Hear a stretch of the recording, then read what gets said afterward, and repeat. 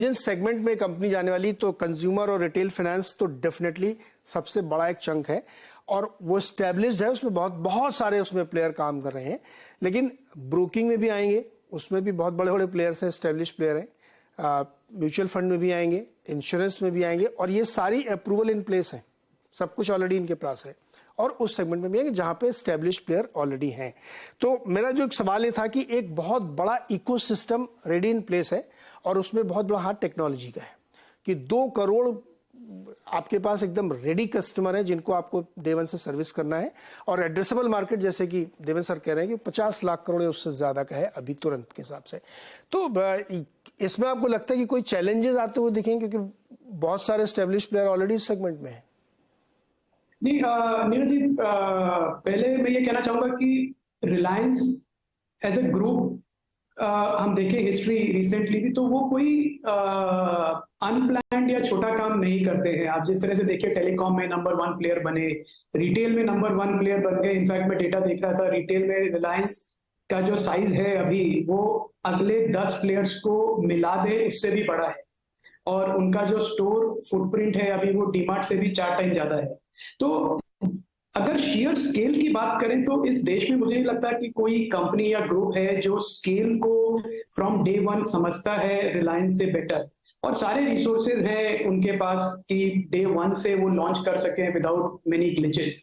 तो और दूसरी बात नीरज जी, ये मार्केट फाइनेंशियल सर्विसेज का इंडिया में इतना हाई ग्रोथ है कि इसमें आप विदाउट आपको ज्यादा दूसरों से मार्केट शेयर लेने की जरूरत नहीं है। आप अपना काम ठीक से करेंगे तो आपका बिजनेस वैसे ही बन जाएगा, क्योंकि काफी अंडर पेनिट्रेटेड मार्केट है। जो कंपनीज अभी फिनटेक का काम कर रही हैं below the poverty below borrowing limit, जो करते हैं high risk asset, unsecured lending, SME MSME lending, BNPL lending करते हैं, मेरे को लगता है उनको ज्यादा तकलीफ होगी। और उसमें बैंक्स भी शामिल करूंगा मैं, फाइनेंशियल सर्विसेज कंपनी से ज्यादा मैं कहूंगा पीएसयू बैंक्स हैं और कुछ प्राइवेट सेक्टर बैंक्स हैं जिनको शायद मार्केट शेयर अपना सीड करना पड़े जियो फाइनेंशियल सर्विसेज को।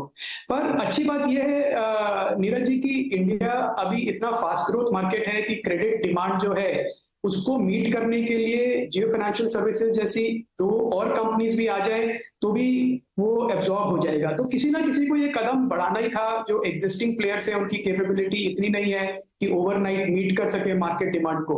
तो उस हिसाब से भी ये टाइमिंग बहुत अच्छी है जियो फाइनेंशियल सर्विसेज की, कि वो इस समय मार्केट में आ रहा है जहां पे कि इकोनॉमिक ग्रोथ को सपोर्ट करने के लिए उनको उनके पास काफी कंज्यूमर डिमांड और कमर्शियल डिमांड दोनों तरह से।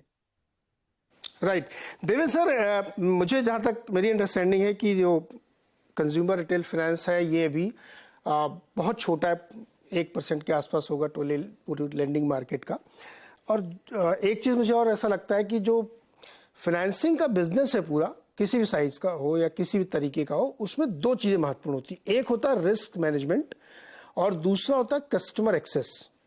अब आजकल रिस्क मैनेजमेंट में तो तरह तरीके की, चूंकि एआई भी आ गया तो आपको और इजी हो जाता है। दूसरा जो कस्टमर एक्सेस है उसमें कस्टमर की प्रोफाइल को देख के फ्यूचर लेंडिंग आप करने लगते हैं रादर की बहुत ज़्यादा, चूंकि इसमें बहुत कोलेटरल का गेम नहीं है कंज्यूमर फाइनेंस में, आप फ्यूचर अर्निंग पे कर रहे हैं। इन 2 पिलर्स पे जिस पे पूरी कंज्यूमर फाइनेंस या रादर बैंकिंग पूरी खड़ी हुई है कि रिस्क मैनेजमेंट आप कितना कर लेते हो और किस तरह की कस्टमर प्रोफाइल आपके साथ में है, इसमें इनके साथ एडवांटेज है चूंकि ये एक जियो प्लेटफॉर्म भी है इनके पास रिटेल भी है। तो इनके पास वो जो करोड़ों लोगों की प्रोफाइलिंग है, जो करोड़ों लोगों का डेटा एक्सेस है, वो इजी है इनके लिए, स्ट्रेंथ है इनकी। बहुत अच्छा सवाल पूछा है और ये सवाल का उत्तर भी काफी हद तक आपने आपके विस्तरण में दिया। जिस हिसाब से आपके पास जियो का नेटवर्क है उसके अंदर ऑलरेडी आपके पास लास्ट माइल कस्टमर अवेलेबल है। At the same time I think connecting this customer to the product platform and through the product platform lending platform, ये दोनों जगह पे कनेक्ट करना आई थिंक बहुत नेचुरल रिकोर्स है। And by the use of technology including artificial intelligence you can possibly I think easily do that in today's world. So I think wahan pe I think company will be in a much better position at the same time. Banking का कारोबार के अंदर risk management definitely एक important चीज assume करता है। Fortunately today you get CIBIL score online, so आपको कभी किसी को इंडिविजुअल को भी अनसिक्योर्ड लोन देनी है तो आपके पास सिबिल स्कोर मिल जाता है, तो on that basis you can immediately either accept or reject the customer for the loan purpose. तो ये भी एक आई थिंक तरीका डेफिनेटली एस्टेब्लिश हो चुका है। जैसे पहला पॉइंट था कि लास्ट माइल डिस्ट्रीब्यूशन रीच, अगर आपके पास पूरी कंट्री के अंदर 24 सर्कल्स के अंदर डिस्ट्रीब्यूशन रीच बनी है because of the mobile network that you have and the customer that you have, and on the other side you have the mechanism working because of the credit mechanism which is there in place।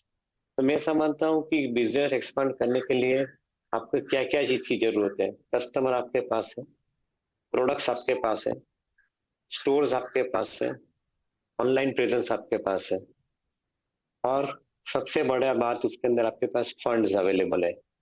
तो अगर आपके पास balance sheet भी है funds land करने के लिए, तो मेरे ख्याल से बिजनेस चालू करने के लिए कोई ज्यादा उसके अंदर प्रॉब्लम नहीं आना चाहिए। दूसरी तरफ एक चीज देखे तो आई थिंक रिटेल लेंडिंग के अंदर buy now pay later schemes are already available, zero EMI schemes are already available. उसके अंदर करीबन आपका मार्जिन जो रहता है वो 10% के ऊपर मार्जिन रहता है, बिकॉज आप मैन्युफैक्चरर के पास से डिस्काउंट लेते हो और कस्टमर को जीरो कॉस्ट के ऊपर लैंड करने की जगह पे आप 10% डिस्काउंट कमाते हो। तो 10% का मार्जिन अब पकड़ के चलो तो 5 लाख करोड़ की बुक के ऊपर 50,000 करोड़ का आपका नेट इंटरेस्ट इनकम बनता है। इसके अंदर 50,000 करोड़ का नेट इंटरेस्ट इनकम बनता है ये पॉसिबिलिटी के अंदर, तो आप मार्केट वैल्यूएशन गिन लीजिए। मेरे ख्याल से कंपेरेबल लेवल से देखेंगे तो आप शायद बात कर रहे हैं between 5 lakh to 10 lakh crore worth of market cap for the business. तो मैं ऐसा समझता हूँ कि this are all the possibilities on which Jio is right now, Jio financial services is now getting started और विल गेट स्टार्टेड। तो उसके ऊपर इन्वेस्टर के लिए बेनिफिट ये मिलता है बिकॉज रिलायंस के इन्वेस्टर को ये शेयर 1:1 रेशियो में मिलने वाले हैं। But to a greater extent, I think the investors of Reliance are getting benefited because of this strong proposition that this business is assuming in the given situation. Okay perfect. तो यहाँ पे एक छोटा सा मुझे ब्रेक लेना, break से लौट के आके हम इस पे थोड़ी ये बातचीत करेंगे सेक्टोरल डिसरप्शन की और कॉस्टिंग की भी। तो छोटा सा एक ब्रेक, लौट के इस पे आते बातचीत करते हैं।